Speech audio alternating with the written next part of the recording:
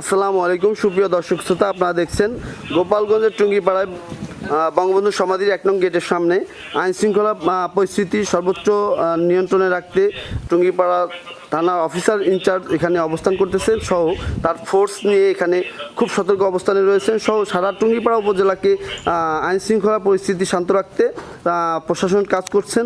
তো এ পর্যায়ে আমরা টুঙ্গিপাড়া থানা অফিসার ইনচার্জ জনাব খুরশিদ আলম আমরা টঙ্গীপাড়ার সার্বিক আইনশৃঙ্খলা রক্ষার জন্য সর্বাত্মক নিরাপত্তা দেওয়ার জন্য বিভিন্ন পর্যায়ে আমরা অফিসার ফোর্স মোতায়েন আছি এবং সার্বিক আইনশৃঙ্খলা পরিস্থিতি বজায় রাখার জন্য আমরা আমাদের সর্বোচ্চটা দিয়ে চেষ্টা করে যাচ্ছি।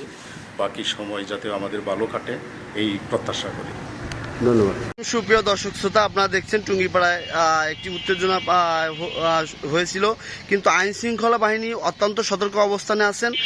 তারা সতর্ক অবস্থানে থেকে টুঙ্গিপাড়া পরিস্থিতিকে শান্ত রেখেছেন। তো আপনারা দেখছেন এখানে সেনাবাহিনীর একটি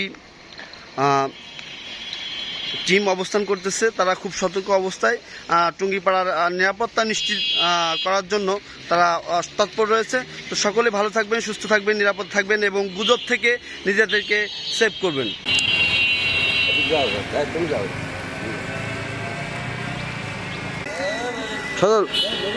সামনে যান।